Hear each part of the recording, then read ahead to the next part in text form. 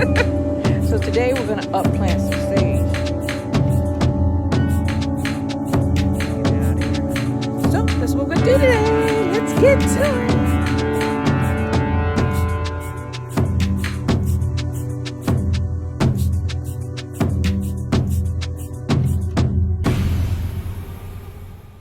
Good morning, everyone. This is Jamaica 5288, and today I want to talk to you about what we have to do out here in Texas as a gardener to protect our house and to protect our garden. I'm not sure if you can see me because the sun is behind me. Oh, I'm back. I'm back. So, if you haven't noticed that in my garden, I mix trees with edibles. Now this is a Texas lilac. This tree right here is a Texas lilac. Look at that. See the purple? I love this bush or this tree. It grows super fast and it provides a lot of shade for the house area. My dog is just running around like a chicken with her head cut off. Down here on the bottom, I've planted kale because I know that kale cannot take this Texas sun. I did the same thing with the Swiss chard, although the Swiss chard seems to be doing better than the rest of the stuff that is in full sun. So this one is good. It looks like. Excuse me. Swiss chard. What's wrong with you, Jamaica? And it's all the way around the blue rose bushes as a border. See that? The water is following me. There's more kale. It goes all the way. It's almost a half a circle. It goes all the way around to here. Let me give you another view. And the kale. That's the Swiss chard. This is the kale. Get it straight, girl. And the kale is down here, hiding under the sun, away from the sun. Even though kale likes sun, it's better off down here. And I had to move some of the container plants out of the sun, the habanero plant and the poblano plants. They're under here also. Now let's go over to the garden. One thing about tomatoes is if they have already produced the fruit and it's full sun and it's really hot out in here in Texas, it'll do fine. But the flowers that are developing right now most likely will fall off because it's too hot. So you're not going to get a lot of tomatoes in the Texas sun, especially when it's hitting over 100 degrees. Every morning I come out here and I set my hose and I water my garden and I water the house. All of my gardens are around the perimeter of the house for a reason. When I water this bush, I water the foundation of my house. When it's really dry, the dirt pulls away and cracks. Now it's not a cracked over here because I have the garden over here. Pulls away and it cracks and it moves away from the house. And sometimes people start, their foundation starts tilting and even worse, cracking, which is very expensive. So water around your house and water your garden. Plant your garden, get a 2-for-1. Plant your garden around your house so that when you're watering your house, you're watering your garden. Excuse me, Miss Philomena. She just walks in front of me. Another thing is that there are some plants like watermelon, which is out there. He doesn't cut in the watermelon patch because he knows it's, he doesn't want to kill my watermelons. So it's a little frazzled over here, but every morning I water a watermelon. Watermelon, it likes water, so you got to feed it. Okra is a sun-loving plant.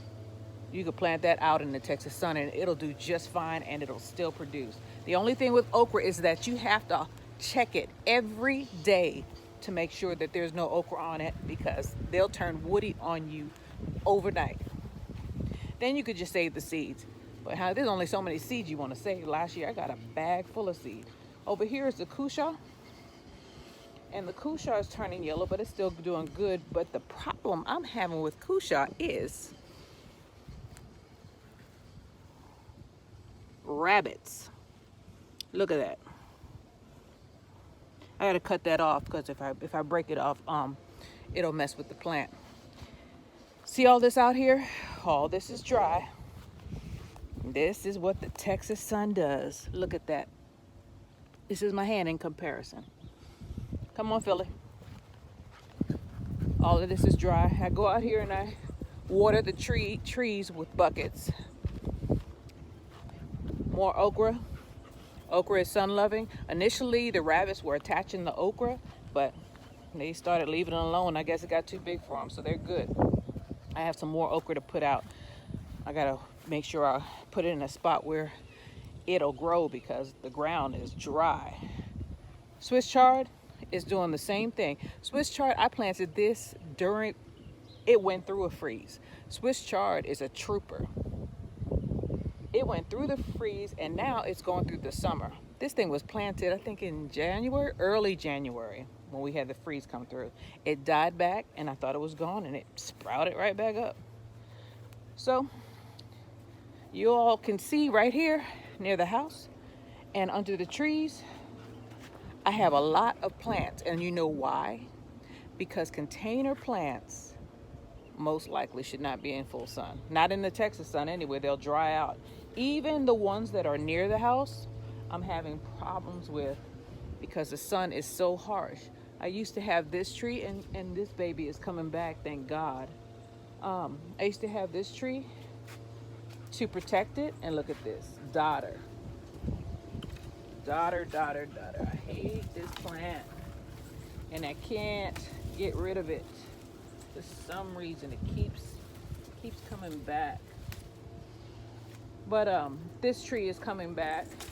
I just have to watch it because it seems like the dodder wants to kill it. Finish it off. You go on the bottom. Break it off from the bottom. Get it from the root. And another thing is, as I was talking about, the tomato plants, they're dying back. Even the container plants. I stripped this one down and it's doing a lot better now that I cut some of the stuff off, some of the dead stuff off, because it was continuing to try to feed those stems. If you cut it off, then it doesn't try to feed it anymore. I had to move my last habanero plant under the tree because the other one died apparently from heat stroke. Plants can die from being exposed to too much sun too now. They're a living organism just like we are. And over here, I put some peppers and some squash under the trees so it'll be protected. And you see most of my container plants is right outside the back door where for most of the day, it's in shade. Am I stepping on you? I'm sorry, girl. I stepped on my dog's foot. So another thing I've started doing is trying to get this weed off my hand. It's stuck on my hand, looks like a bracelet. It says, I got you. You don't want me to be on the tree now, I'm on you permanently. Put that where I can find it. Another thing I started doing is because the chickens, they have to be here out here too. So once a day, I turn on the sprinkler. You see that? They don't like it, and I put it on the foundation of the house. And it wets the ground for the chickens because the chickens have to hide in the shade. And they have a shade cloth here too and a pool that they're not using. And then inside the tough shed is pretty cool. I have 2 chicks in there. So that's what I do to beat the Texas heat and to protect my house, my animals, and my plants. Right, Philomena? Don't come in here. They're afraid of you. They know what you are capable of. She killed some of the chickens. She don't do it in front of me. She acts all pleasant in front of me, right? Look at her. She's so cute, isn't she? She's a murderer. She's only nice because I'm here. So this is Jamerica 5288. I hope I help someone out there. Just don't give up. I told you that most of the time I have to grab a 5-gallon bucket and I have to go out there to those peach trees and those lime trees, lemon trees. Now lemon trees, they don't need as much water, but the peach tree needs to be watered. I have pecan trees out there. Pecan trees have deep tap roots, but even they are turning yellow. So I'm gonna have to go out there and start paying more attention to them because they are being beat up also. Everything's being beat. I love summer, I love it, but I don't like it when things start to die back. Or when animals are coming into my yard because they're starving and they can't find food, so they start digging up sweet potatoes. They dug up all my sweet potatoes. Dug them up. They're gone. Let me show you. This is funny. Those 3 holes right there, that's where the sweet potatoes used to be. Something came and dug them up. And I know it was probably a rabbit because I've seen a rabbit around here, and he gives me the side eye, and I kind of look at him, and then he runs off. And he was in this area recently, and then guess what I found? This is what he's doing. He's digging them up, and he's eating them. So that was a sweet potato seed that I planted. Gone. I'm just gonna let him mow it over because at this point, maybe I'll dig it up and see if there's any sweet potatoes in it. But at this point, I'm getting really irritated because they like sweet potatoes apparently. They dug them out of the ground. I couldn't believe it. Anyway, this is Jamerica 5288. I thank you guys for being with me, and I'll see you on the next one. Remember, take care of yourself and take care of your family. Be careful, all right? Be careful. Be careful out there. Bye.